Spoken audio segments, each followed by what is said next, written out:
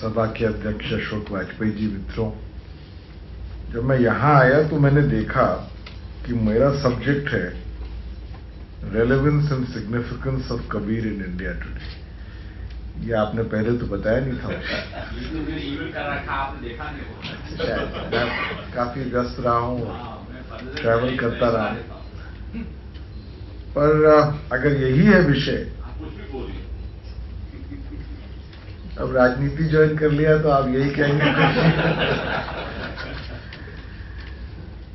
मेरे समझ में there are three issues on which Kabir has great relevance today.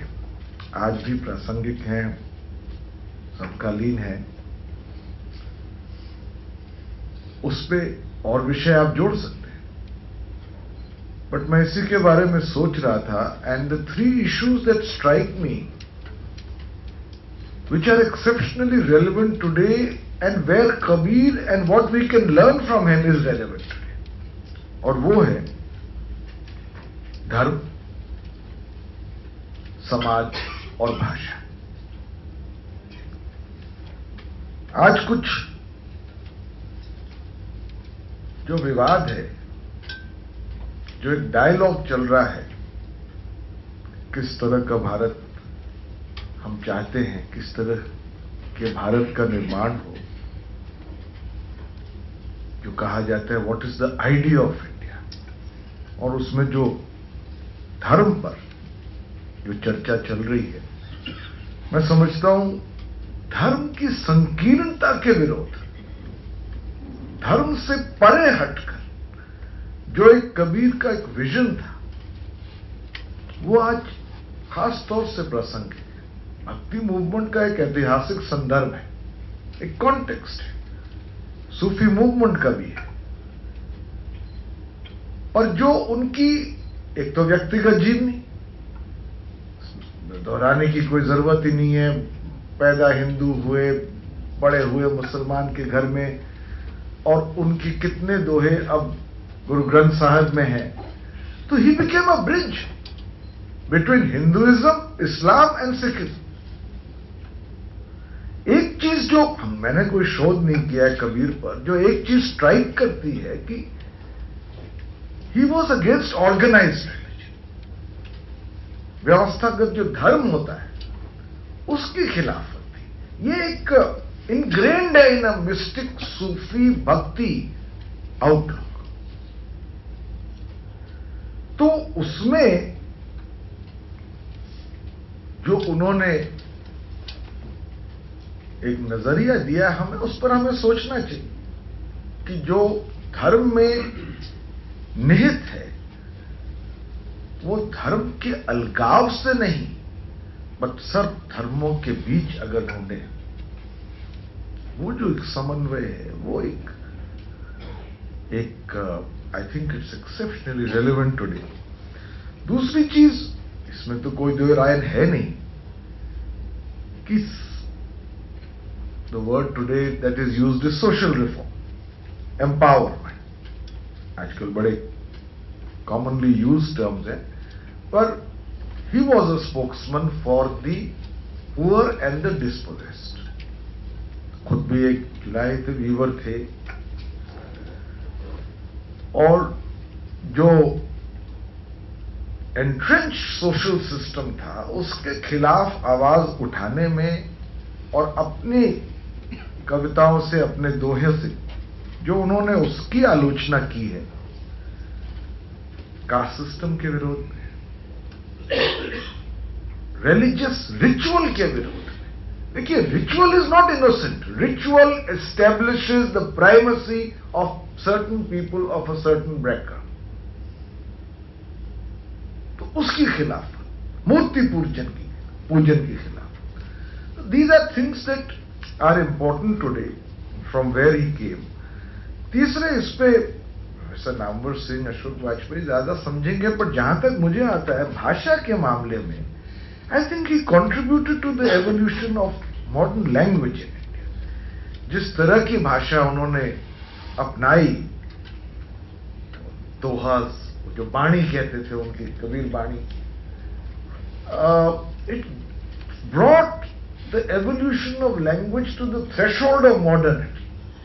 The use, तो वो सहज बात जिसको कहते हैं, तो वो जरूरी था कि उसकी भी अपनी अहमियत है, खासतौर से आजकल अभी तक इस पर पूरी तरह से विवाद खत्म नहीं हुआ है, बट एक spontaneity of expression which has the smell of the soil, वो थी कबीर।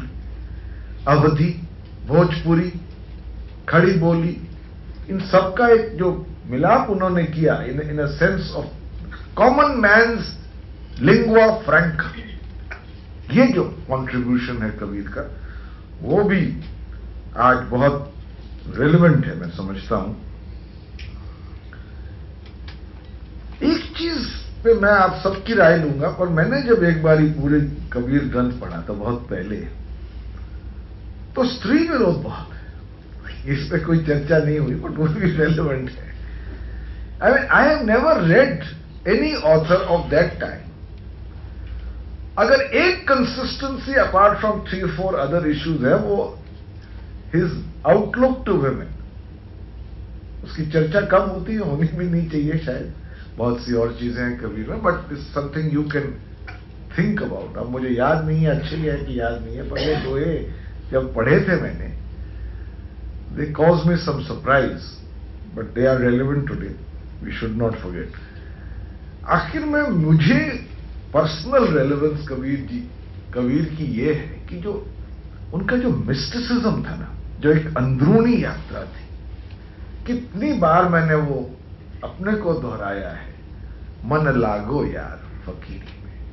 ये फकीरी जो एक अजीब शब्द है, मिस्टिक का है। एक और किसी पोएट ने कहा है, हिरस ने साथ न छोड़ा वरना था फकीरी में मजा कुछ और ही। वो जो एक फकीरी का जो उनका मजा था, मन लागो यार फकीरी में, भला बुरा सबकी सुन लीजिए, कर गुजरान गरीबी में, आखिर ये दे राख मिलेगा, खाक मिलेगा, क्या है, आखिर ये दे खाक मिलेगा, क्यों फिरता मगरूरी में। अब ये जो this is the style of the mystic, ये जो मिस्टिक स्टाइल है उसकी, सेम थिंग गालिब ने भी कहा है कि बनाकर फकीरों का हम भेस गालिब तमाशाए अहले करम देखते हैं। तो ये कोई भी मुहिम से अलग एक पर्सनल जर्नी जो कबीर की थी। मुझे 2-3 उनके दोहे बहुत पसंद है, मैं ढूंढ रहा था, आज मुझे मिल गए एक जगह, तो मैं आपको अपनी चॉइस बताना चाहता हूं। धीरे धीरे रे मना, धीरे सब कुछ होए, माली सींचे 100 घड़ा, ऋतु आए फल होए। This is the philosopher, this is not the social reformer, this is a man who is in direct communion with some higher power and can articulate it as a sense of internalized personal mission। और साधु ऐसा चाहिए जैसा soup सुभाए, सार सार को गही रहे, थोथा दे ही उड़ाए। These are amazing couplets, इनकी relevance. One of my great favourites, चाह मिटी चिता मिटी, मनवा बेपरवाह। देखिए, this is a metaphysical spiritual poet now. चाह मिटी चिता मिटी, मनवा बेपरवाह, जिसको कुछ नहीं चाहिए वो है शहंशाह।